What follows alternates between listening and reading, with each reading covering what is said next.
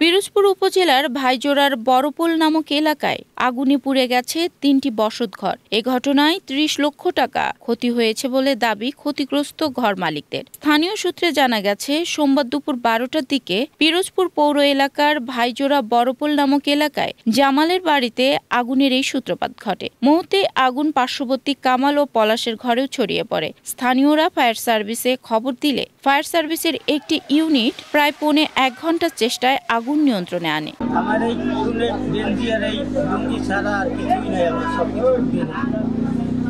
কত টাকার কি ক্ষয়ক্ষতি হয়েছে? আমার টাকা পয়সা, ঘর বাড়ি, টিভি, আলনাপত্র যা কিছু আছে, তিনজনের একই ক্ষতি হয়েছে এবং তিনজনের একই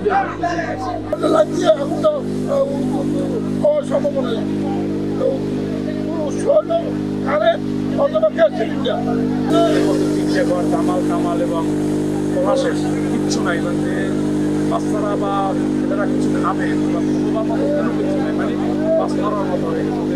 পাশে যদি এখন জনপ্রতিনিধিরা সমাজের ব্যক্তিরা না দাঁড়ায়, তাদের আর থাকার মতো কোনো জায়গা নেই, কারণ এরা দিনদিনই নির্ময়। ফায়ার সার্ভিসের ধারণা, বৈদ্যুতিক শক সার্কিটের মাধ্যমে এই আগুনের সূত্রপাত হয়।